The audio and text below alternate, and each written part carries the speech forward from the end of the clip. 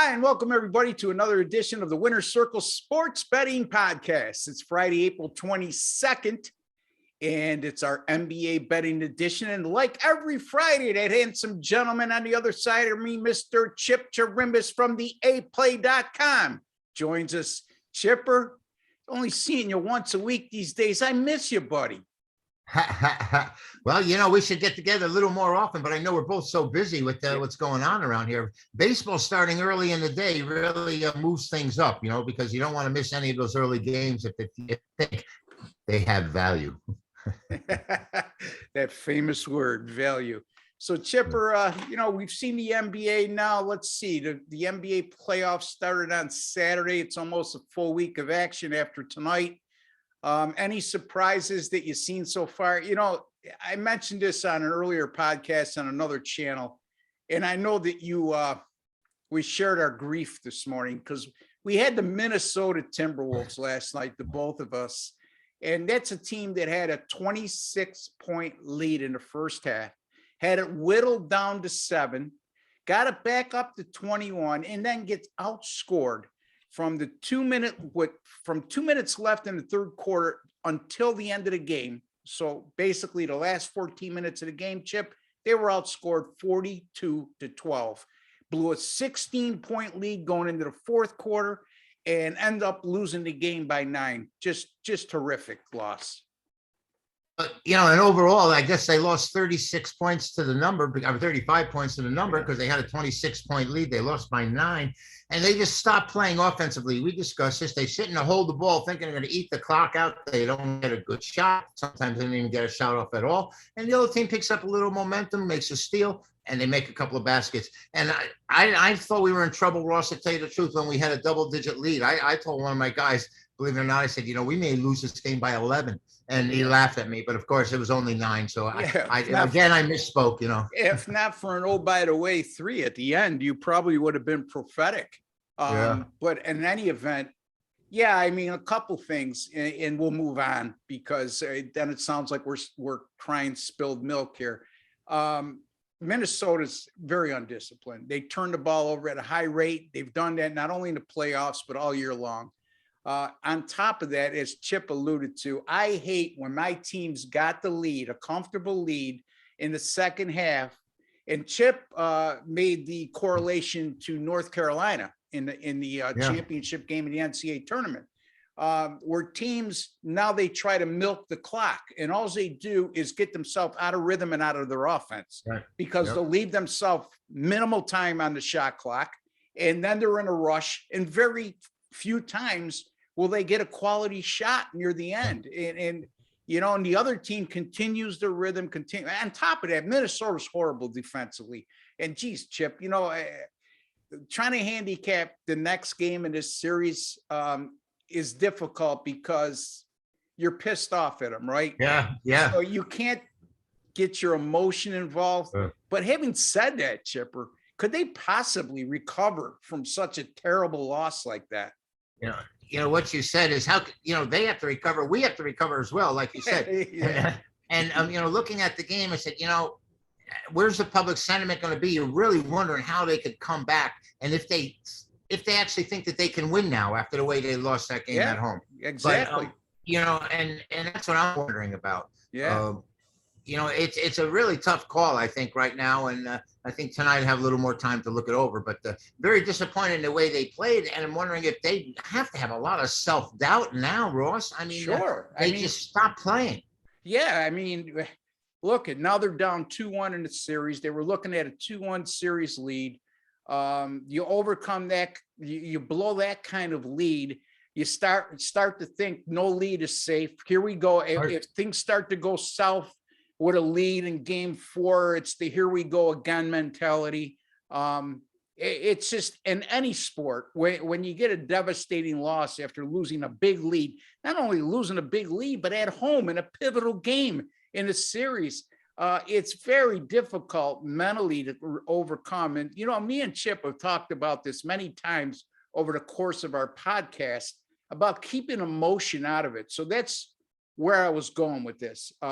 Sometimes, we're only human. We're very good at staying on an even keel over all these years or you don't last. But there's situations like this, you got to be very careful that you don't just bet against Minnesota because you're so mad at them, right, Chip? Yeah, I call it the hate bet, Yeah. you hate the team, but we have to be objective. That's why I'm hoping to be able to let the smoke clear and get my head together maybe later on tonight or early tomorrow morning after these Friday night games are being played. Yeah, so some very interesting scenarios coming up. I mean, Phoenix gets knocked off in game 2. They're playing game 3 tonight. A shocking upset. Milwaukee loses as a double-digit chalk to Chicago. They're playing game 3 tonight. Again, folks, we're recording on the 22nd. We will give you 2 free picks on Saturday, the 23rd, just so you know. And the lines we'll give you on these free picks are subject to change depending on when you view the podcast. So keep that in mind as well. Chipper, any other thoughts? I mean, baseball, anything that's come up in baseball recently that is worth noting on your end? Now, I still hate placing a man on second base, that's for sure. And, have gotten off to a pretty good start with the mega buck plays there, 8-5 on the year. And that's 63%. And the NBA still continuing on a towards pace, although that Minnesota game dampened my spirits a little bit. 31-18, the last 49 releases. That's what your mega bucks plays, correct? Yeah, that's like the single strongest play. I one Yeah. individual play that I've been giving out. So we've got another one Friday night, and I'm going to have one Saturday as well. So if anyone can go to aplay or chipwins.com and follow the buy links and get my big game winner. 31-18, that's just shy of 62%, folks. That's pretty damn good. And he only gives out one of those a day at most. And that covers almost probably a 2-month period of time when all is said and done. So I know a lot of you out there make the smart ass remarks. You can go 60% on your own, folks. I would challenge you, if you're not doing this full time, 7 days a week, like we do 24/7, that over a 4 or 5 month period of time, like you're not going to go 60%. Okay. You don't have the time nor the skill to do so. Sorry. I know I'll get some negative feedback for saying that, but that's truly the way I feel. So Chipper going 62% about with those NBA 10-star top plays, or excuse me, that's my lingo. Yeah. It's mega bucks plays. I'm sorry, Chip. I apologize. It's all right. That's your trademark. They should know by now, Ross. Yeah, exactly. All right, Chipper, you got a free pick for us in the NBA for Saturday. I'll let you take it away. Well, of all the series out there, Ross, I think the most interesting to me is the one between the Nets and the Celtics. Brooklyn, Boston, the Nets coming together. They may even have Simmons in game 4, they say. I don't know if that's a plus or a minus. But, throughout the year, now what's happened is the Boston Celtics are smothering Durant. We saw what happened in the last game. They're really clamping down on this Nets team. And what has me a little bit in a quandary here, because the total's 225.5 for us, the last I saw, is that Boston has the number 1 defense in the NBA. They're only allowing 104 points a game, and they've been an overteam. They've been an overteam this season because they have such an explosive offense. They're number 1 in defense against the field goal percentage and number 1 in 3-point percentage. But the thing that gets me is the way they're hounding Durant. They're just not giving him any space. And it's such an anomaly because they've been an over team all year. Brooklyn's gone 6-2 to the under in their last 8. They're Brooklyn at home is 5-2 to the under. Brooklyn is favored is 5-1 to the under. And yet 5 of the last 6 meetings between these two guys have gone over the total, Ross. But I'm not daunted there. I'm going to play this game under the total. I think that Celtic defense is coming to play every day. This is playoff time now. Most of these games go under as it is. Yeah. And trying to beat them by taking the over now is silly because now they concentrate on playing defense. So I'm going to play Boston and Brooklyn to stay under the total. So you're going Boston, Brooklyn under 225.5. I can't disagree, Chip. Boston, you said it, number 1 defensive team in the NBA, yet they've played a lot of overs. But if you look at their totals, folks, with the exception of this series, most of their totals were not as high as this. Okay. Right. And we saw Chipper in the first 2 games of the series. Number 1, Boston stormed back from a large deficit in game 2. And then almost blew the game in game 1.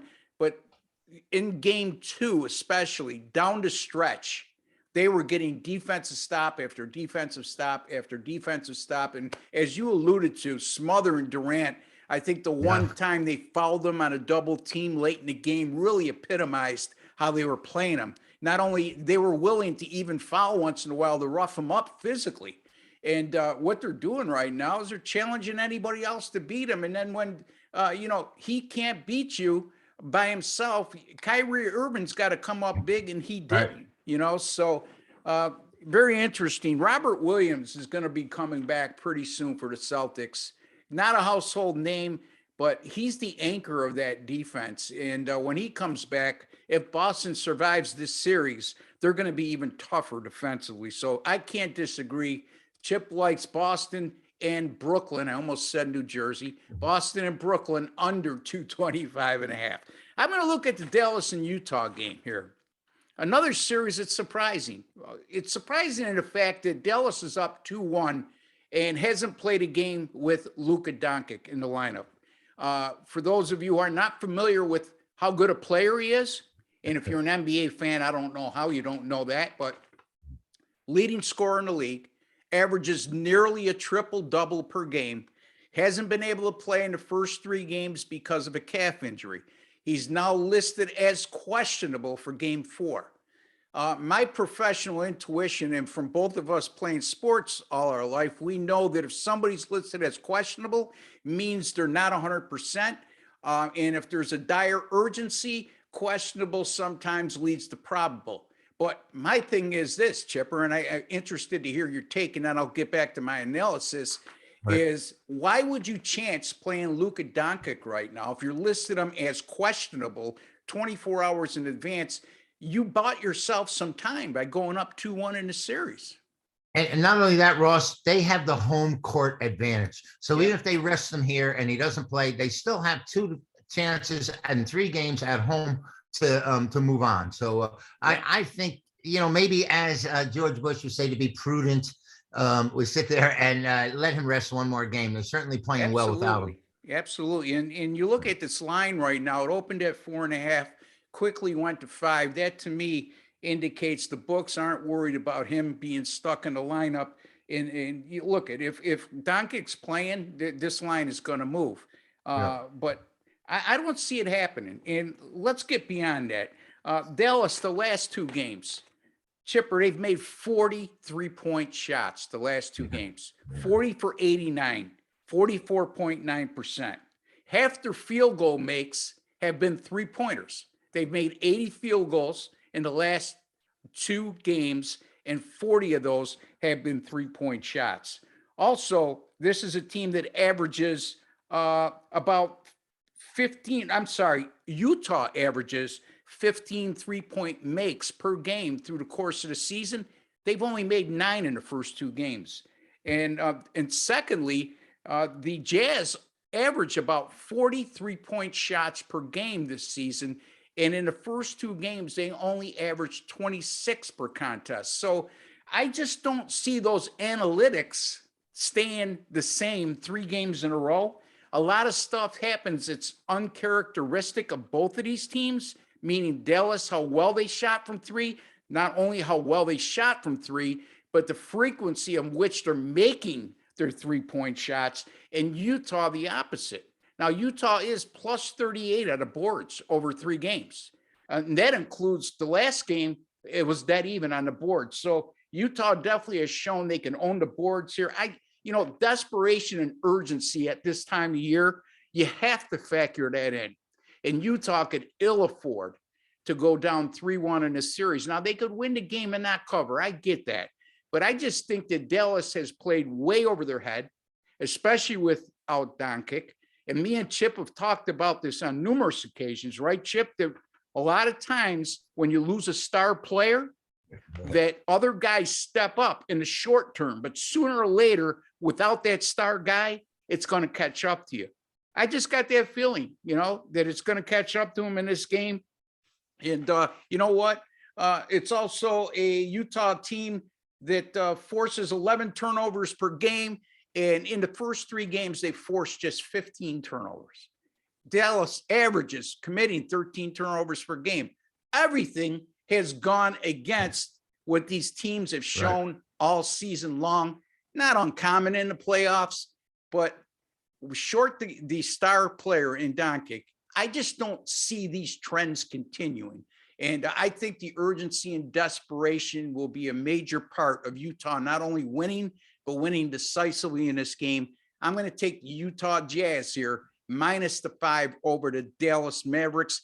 And Chip Chirimbus, once again, he's taking the Brooklyn Nets and the Boston Celtics to go under the total of 225.5. Folks, those are our free picks in the NBA for Saturday, April 23rd. Chipper, keep the people up to speed on how you're doing of late in both baseball and basketball, what you might have coming up this weekend, anything else you want to add about your website as well. Thank you, Ross. And my megabuck plays in both NBA playoff action and Major League Baseball are still rolling along at a winning percentage over 60% in both sides, both sports, that is. And you can get a single game release each and every day. My top play at chipwins.com. Follow the buy links and you sit there, and there's also a free winner, Ross, listed every day along with the megabuck purchase. That's chipwins.com or the THEA play.com. And if those of you who don't remember back in the old days, that's what Chip used to give out, the A play. Now it's megabucks plays. And boy, oh boy, you heard his record with those megabucks plays. They were the same way during football season. The guy doesn't miss very often and hits at a very high percentage. So make sure you visit his website, click that buy now button, folks. Don't hesitate. You pay a little to make a lot. Go to my website as well, rbwins.com. Since April 1st, NBA 16-8, the last 24. That's despite that horrible loss last night. Still 16-8 with the last 24. Look at, if you see this video in time, I got a 10-star top play in the NBA tonight. It's a money line play. It comes in the New Orleans and Phoenix game. Folks, this is documented, independently documented and monitored, not at my site, but at all the sites that I'm on. I give the same plays at every site. I've given out 13 money line plays in the NBA this year, 13-0. I've given out 21 since the start of last year, 20-1. None of those plays, I mean, none of them has exceeded -135. And there's been some underdogs in there. So, you know, if you get this in time, you need to purchase, you need to play, you need to bet, you need to win. That's what it's all about. Why would you be watching this if you weren't interested in winning? Reach in your pocket a little bit, make some money. And if you miss this, okay, just keep it in mind. Keep an eye on these plays going forward. Not only that, my 10-star top plays overall 9-3 with my last 12. NBA 10-star top plays 6-2 with my last 8. Major League Baseball 10-star top plays since the start of last season, 45-23. That's good for 66%. I don't give out big chalks. Neither does Chip in money line wagering. And that includes 3-0 this season. So you could see I'm very selective when I put those plays out, but there's a reason why when you hit that higher percentage. Same thing with Chip. Okay, you heard his NBA megabucks plays. Folks, what are you waiting for? Chipwins.com, rbwins.com. Chipper, you have a great weekend, my friend. Until the next time, folks, good luck, God bless, and take care.